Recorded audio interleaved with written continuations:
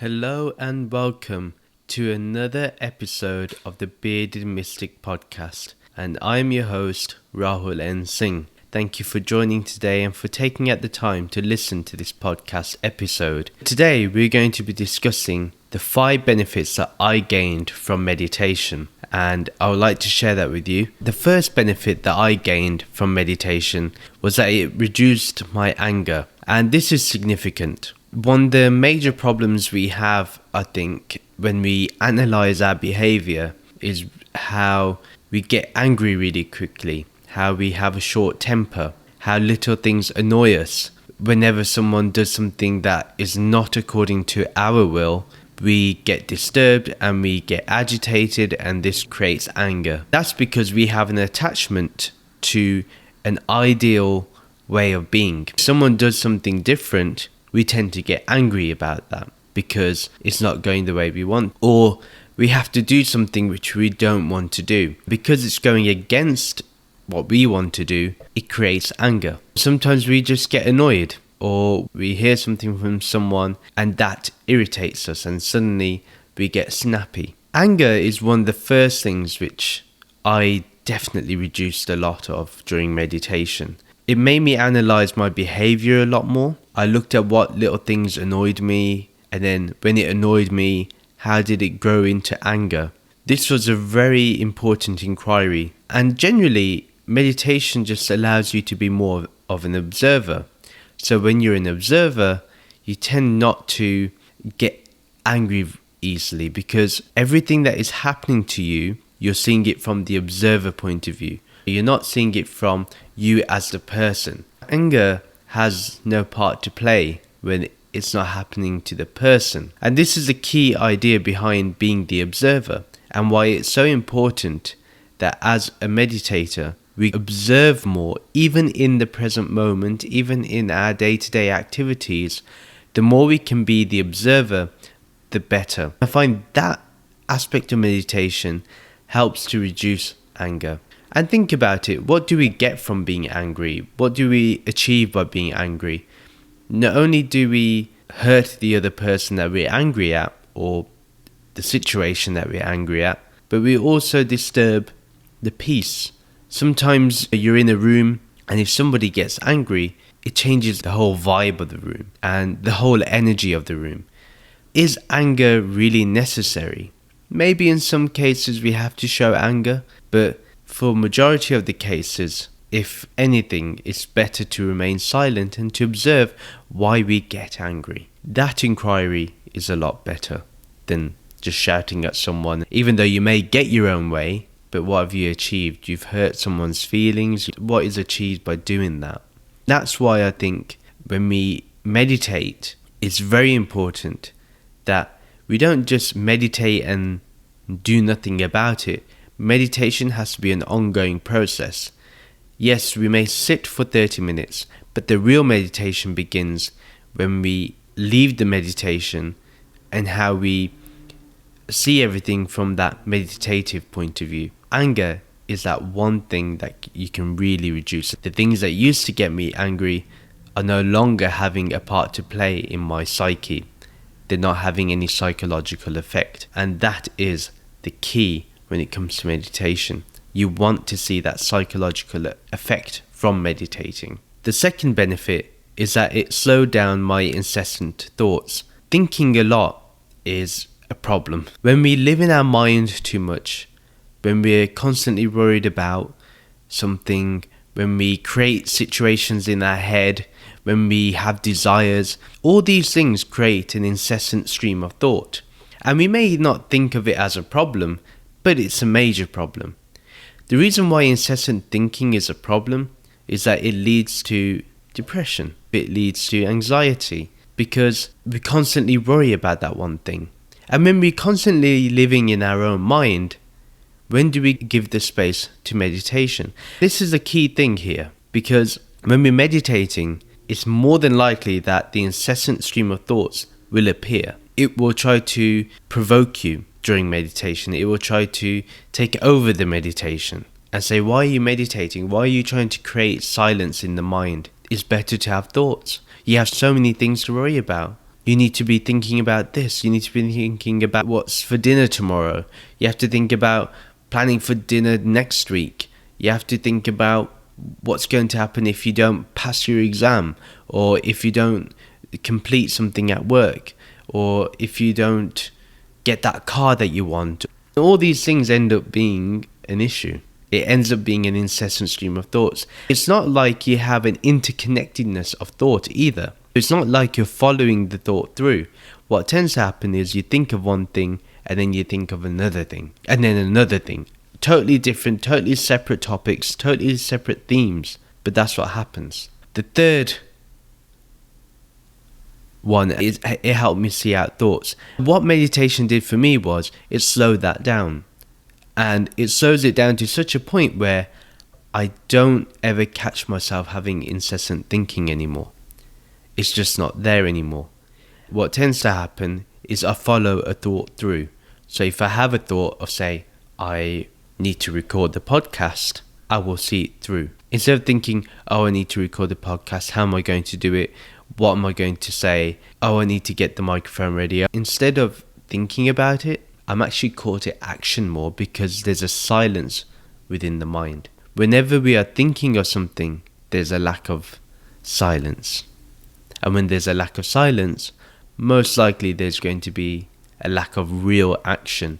Yes, we may act in certain ways, but is that action productive? I think silence brings productive ideas and actually makes you more productive. It's important when we carry out a thought, we see it to its end. We see it to its demise. If we don't allow ourselves to see a thought through, what will happen is it will keep coming up every now and then. When you're meditating, it will come up. When you're cooking, it will come up. When you're studying, it will come up. When you're working on something, it will come up. Whatever you're doing, that thought will come up because you've not seen it through. Like I mentioned, if I have to record the podcast, seeing the thought go through, I would think, okay, I need to get the setup done. Okay, got it done. Now let's record. So it's very important that if you want to, especially during meditation, at least see a thought through.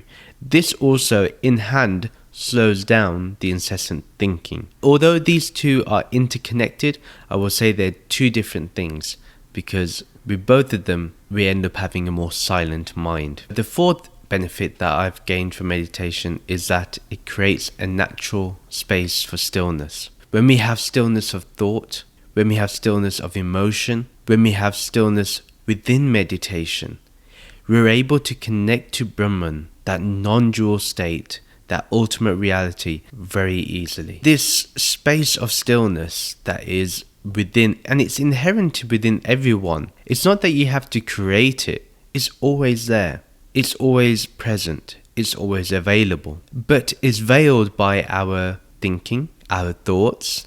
It's veiled by our desires. It's veiled by our intentions. It's veiled by our actions. When we have that space of stillness, it just improves our clarity of thinking too. We're able to be more creative, and we're able to look within a lot easier. Now, when we look to meditate on Brahman, on the non-dual state, we do have to use thought, and we use thought to get rid of everything that veils this non-dual state. Once we do that process, we recognize also that this stillness is always there. It's always within us. Therefore, if the stillness is always there, then that implies that Brahman is also there. Brahman is always present. We recognize that formlessness. We recognize that supreme self. We recognize that timeless and colorless entity, yet non-entity at the same time. We recognize that Brahman is not attached to our body, is not attached to our mind, yet it contains our body and mind. And this is why I always refer to this Brahman, this non-dual state, this ultimate reality, as being there in the background. And remember that we can act in stillness. Monks have achieved this. Gurus and swamis have achieved this, where they're able to be in the world, perform actions in this world, create thoughts in their mind, yet remain completely still in Brahman, because Brahman is the background awareness. That's why it's incredibly important that we connect to that. We connect to that aspect of stillness. It's only in the stillness of the mind, even if for a second, that we get a peek into what Brahman really is, or our Atma, our soul. We're able to recognize it. And just remember that this Atma, this soul, is the same as Brahman. It's not different. If you see yourself as you are also seeing Brahman as it is. This is a natural space. The reason why I use the word natural is because you do not need to do anything to create it. It's always present. It doesn't need to be forced into being. It's just always there. What needs to be forced is the practice to unveil that stillness. Meditating is that one way. Meditating in any way, whether it's through self-inquiry or through meditation or chanting Om, that also helps. When we're able to do this and achieve this, we recognize that there is this natural inclination towards stillness, and that this stillness is always there, always present. And 5, it made me more present and more observant. It got me to a point of being so observant, I was able to observe the observer. So the observer becomes the observed, as J. Krishnamurti talked about. This benefit from meditation allows you to break away from your emotions when you know it's going to hold you, or when you have incessant thinking, you're able to put your mind at rest because now you're the observer. It's very important that we sit silently for some time. I recommend this to everybody, that one should just sit without their phone, without any distraction. Just sit in silence. If you find it easier, sit down outside, in your garden, in a park, but just be silent. Don't say a word. Don't try to think of not thinking. Just let everything be as it is and just observe. Just be the witness. And what will happen is, slowly and slowly, you will notice that you will be watching yourself observe. You'll be observing yourself observe. This is very important. And then being more present. By being present, there is abundance of virtues in it. There's an abundance of greatness within it. By being more present, there are so many things that are added. You're more loving. You're more caring. You are a source of strength for others, a source of inspiration for others. You're able to have deep listening. You have this inherent aspect of compassion. You see the divinity in everything. You see Brahman everywhere and in everything. You see Brahman between this screen right now. You're able to feel that energy, that presence. Brahman, or this formless, is not so far from us. It has no distance. It is nothing, yet everything at the same time. It is no thing and yet infinite at the same time. This is Brahman. When we realize that we are this one without a second, then spirituality begins. Then meditation is a totally different experience, a totally different way of being. Rupert Spira has a very beautiful saying. He talks about being aware of awareness. In fact, just saying it takes you to the immediacy of awareness. How do we become aware of awareness? Simply being. There's no need to do anything. Right now, as I'm talking to you, I'm doing an act, but I'm aware of that awareness. I'm aware of its infinite nature. I'm aware of its zero nature. This, for me, is what spirituality is all about. We can get stuck in philosophies, we can get stuck in concepts, we can get stuck in what is right and what is wrong, what is progressive and what is regressive in the spiritual journey. Those are very important to discuss as well. But the most important aspect, the most important thing is being as Brahman, being aware of that awareness that always is. It's so eternal. It's so powerful that it really brings you into silence. That's why meditation is so important, because it creates that space for it. Not enough people meditate in this world. People talk about being mindful, about remembering the Lord, about connecting to the Lord, connecting to that formless, connecting to Brahman. But they miss it because it's so simple. They miss it because they're looking to do something, to find something. How can you find something that is always discovered? These are the benefits that meditation brings. There's countless others, like loving other people and having compassion, being rational and grounded. Those are all very important aspects. And one more important aspect of meditation that I would say is devotion. Devotion may imply that there is a duality, that you're devoted to something. But in non-duality, you are only devotional to Brahman. Even though there may be multiple manifestations of your devotion, multiple avenues of your devotion, but that devotion that you are devoted to is of Brahman. Brahman is devotion. It is bhakti. It is nothing but bhakti, nothing but devotion.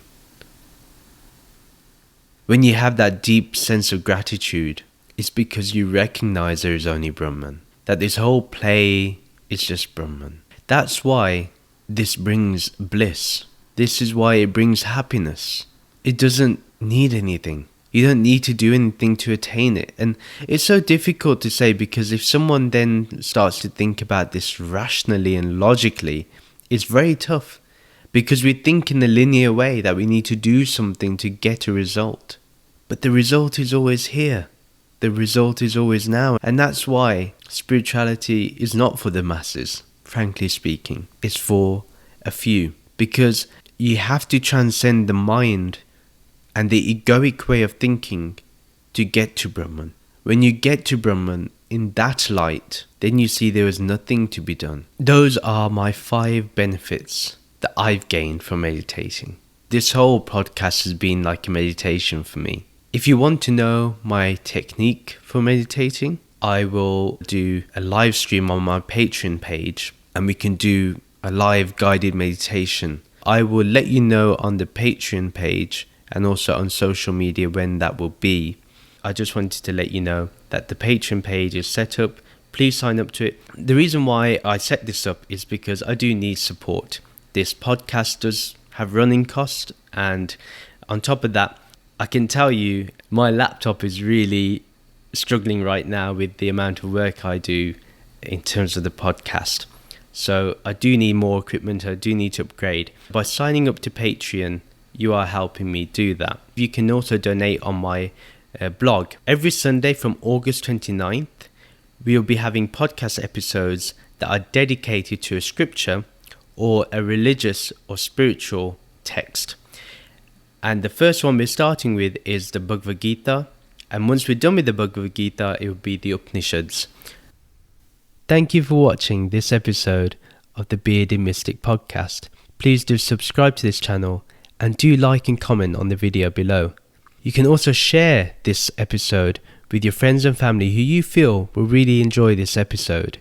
You can follow the Bearded Mystic podcast on social media, and I'll leave the links in the description below. Do remember that an episode of the Bearded Mystic podcast is uploaded every Sunday and every Thursday. Take care. See you again soon. Bye.